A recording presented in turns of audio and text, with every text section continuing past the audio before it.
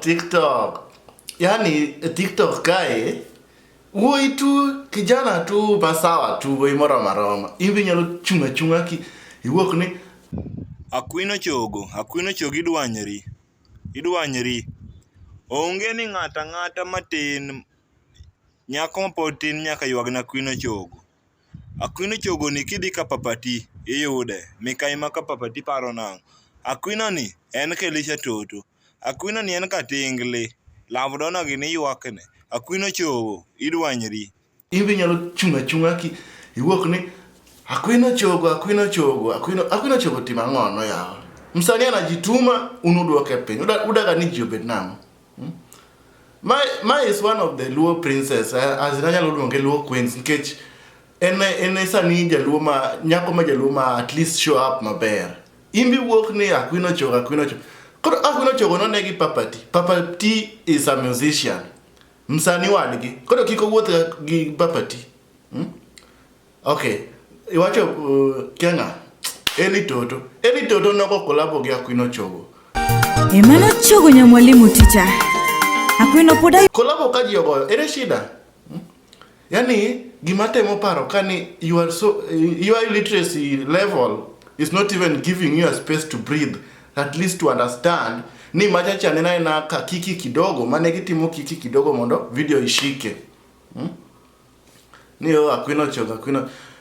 Gimamora ni acknowledge ni inigik bisho chuo timayo godo chuo imayo godo mon chuo.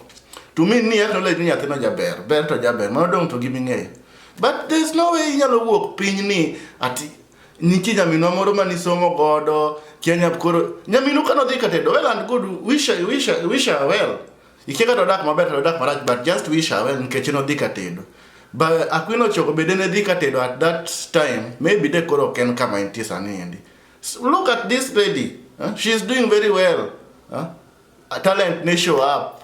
I think life more lives sani kata sister nino kone no to gombo live. Omiyo kiki bukri ni yo ida pima Akwino chogo gi sister ni. How does those things relate? Ka sister nino dhi katedo. En no chiko kare no dhi katedo. Akwino chogo or concentrate on her career which she's doing well. But the good thing ni ingenya kana Akwino chogo exists. To me Akwino chogo is already famous because Kangi teachalo one of the most less informed people in the country in Kech. To kai acknowledge na Akwino chogo exists means ni Akwino chogo is a big artist. Then you talk of ni upcoming artist. Wek niyo ni kia artist man mbele no timangono koro inibo timangono. They are doing their things, they are traveling their journey. You just travel your journey and make it in life. Kidangiyo niyo kia negi dwanyore kori bidwanyore. Fine. Negi dwanyore. Akwino chogo no chodo. No mangato. In koro next thing minyalo timo mondi bendi show kumentieno. Wuoth duk.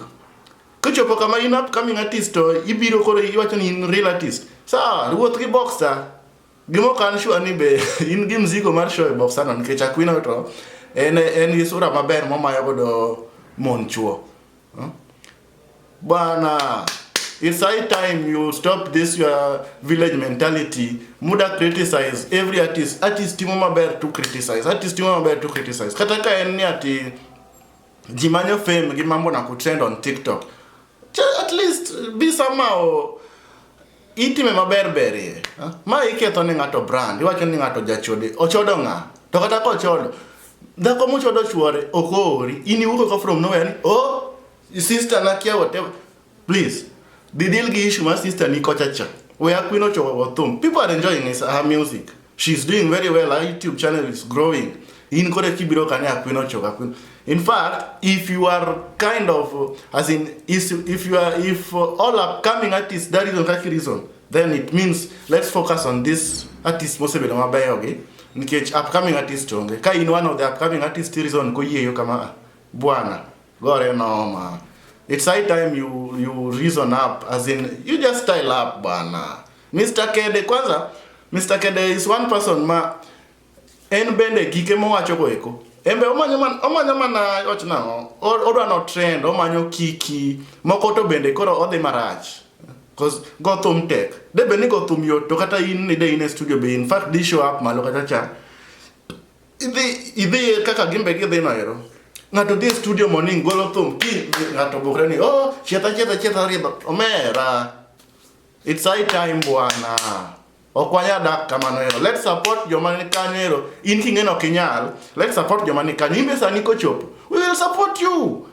But don't come with the allegations no come necessary. Kiwacho ni Omari Nash no post kia angang. Omari Nash is a content creator. Onyalo manyo content ama onyalo kawo gimoro to post, but it kata no onge adieri emu post mondo ugol comment watch kana dire kata miriambo we kawo ngato involve weche ni. Okay, in baba umoro ntima daro dhako imi Akwino Chogo nikech iwacho ni Akwino Chogo mondo mandish wa yani boyna TikTok ka bana samoro de marach udemoralize jotumbe udemoralize artists are trying very hard, they go through hard time kwanza mondo artist to maintain that standard moketo like now kama inda teacher bana inda okonindi Akwino Chogo they don't sleep, they just have to work every day yani ogolo thum tumose di yamo jiwinjo but pache paroni next oda gola ngono.